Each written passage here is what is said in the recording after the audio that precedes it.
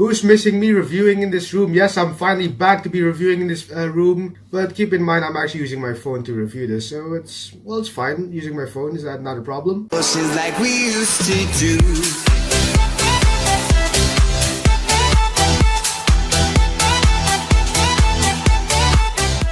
The Predator is the fourth installment in the Predator franchise, and this movie is directed by one of the actors from the first Predator movie, and that is Shane Black. Now, the movie tells the story of Quinn McKenna, an ex-sniper who was on a mission in Mexico. Until then, he was encountered by one of the Predators. So then he took one of the items and then sent it to his son, to his estranged family, before he was gone on a bus with the loonies. But after his son actually activated one of the Predators, which then caused one of the ultimate Predators to hunt down and attack the city, or basically just take down one of the Predators, or hunt down his own son, it's up to Queen McKenna and the loonies to stop them. Well, yep, that's basically the storyline.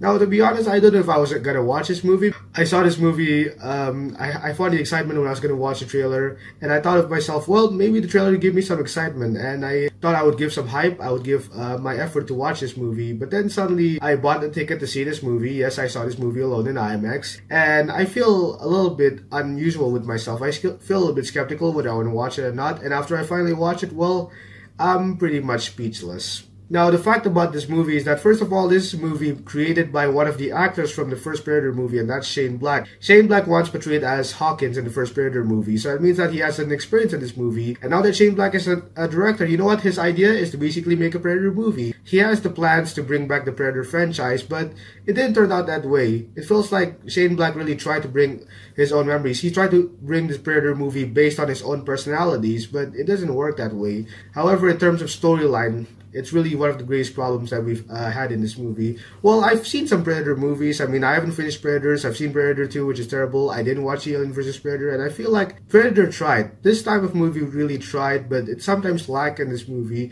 The movie, for example, let's say there's this soldier type where they're basically on a mission to do something until then the Predator shows up, and then one of the soldiers basically have a human problem, one soldier doing this, and they have a problem, and it feels like it's being repetitive and being brought back all over to the Predator franchise. They brought the soldier problem, and then they brought the Predators to here. Well, sometimes Predators were not really revealing much unless you're gonna have to do a crossover. Yes, what I'm gonna say in this movie is that this movie really have given some good effort. I mean, I was expecting for a dark, hard R-rated movie that Shane Black would give with this movie, but instead you get a light R-rated with this movie. You have a light, family-friendly R-rated with this movie. The only thing that's R-rated is just the language and also a little bit of gore that they added in this movie. I mean, I thought some of the gore were actually very violent, and in the end, it's actually just okay. It's just fine to me. When I see the gore and I see the deaths, I was like, well, I was okay with that movie, and I was okay with that part, and I was fine with that until some of the gore actually disturbed me. Well, that one gore is already enough, and they didn't give much to the Predator movie. I mean, it's a Predator movie. It's about aliens, this type of hunter who's basically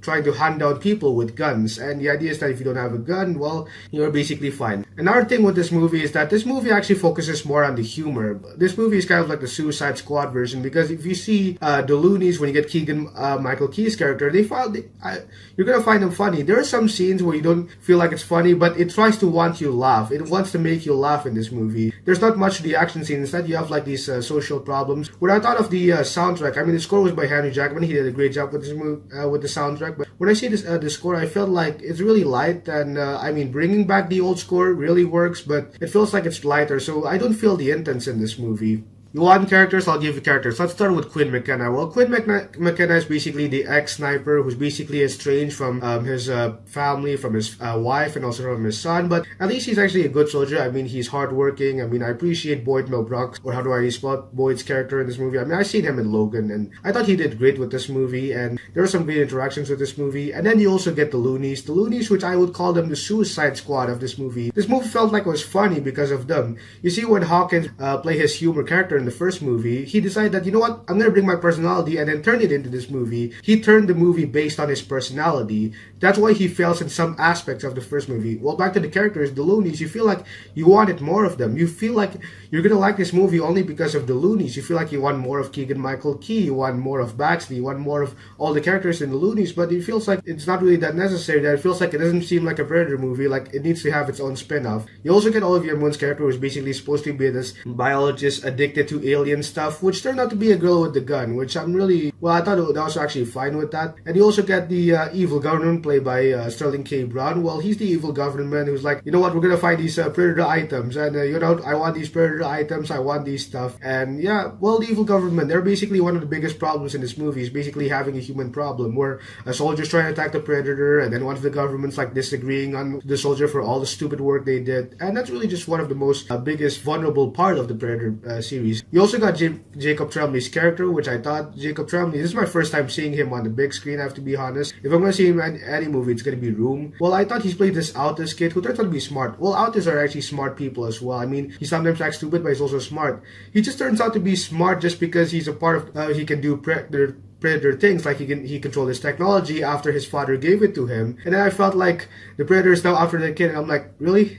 Why him? He's just a kid. Why him? Just because he's holding the item, he needs to be the target. And for the Predator itself, I feel like I want more of the Predator. The Predator did some action at least. You get to see him in the beginning, but there's not much to the Predator. At least you also get the Ultimate Predators, who are supposed to be like this combination of all the DNAs from other worlds, and then they turn into this big Predator. It's kind of like the Indominus Rex. Like, it's a combination of everything. It's part raptor, it's part human, it's part dinosaur, and then you got an Indoraptor. For the Ultimate Predator, it's basically like part Predator and then part human and part other DNAs from other countries that we don't even know, or other planets. And then you just got the Ultimate Predator, which is actually like the biggest, baddest of them all. And yep, he even has his dogs, which I thought there's not much we can say about these dogs. Well, what can I say about this movie? I have to say this, but the Predator is actually one of Shane Black's best try in bringing back the Predator franchise, especially after his death from the first film. Yes, it's a sarcasm because he died in the first film when he made his first appearance in the first film, and I thought I was surprised by his appearance. And now he tries to direct a Predator movie, which then it doesn't turn out to be well. I mean, there's more that he could do. I mean, I see the ending, and I was like, the ending was like the final battle. There were basically about final battles just like nothing. I mean, there are some of the scenes that could have been saved for the final battle. It could have been arranged well, but they had to have some scenes where there are like many human problems more than just the Predator action. So you don't get much of the action in this movie, which is why this movie is terrible. He also brings more of his personality for this movie, which is why that's also a big part. I mean, bringing humor is good, but the more humor, well, it kind of feels like a comedy movie more than just a Predator movie. It feels irrelevant. And I'm going to say I regret watching this IMAX, and I'm going to say that it's a... Wait, can you just turn the vision? There you go.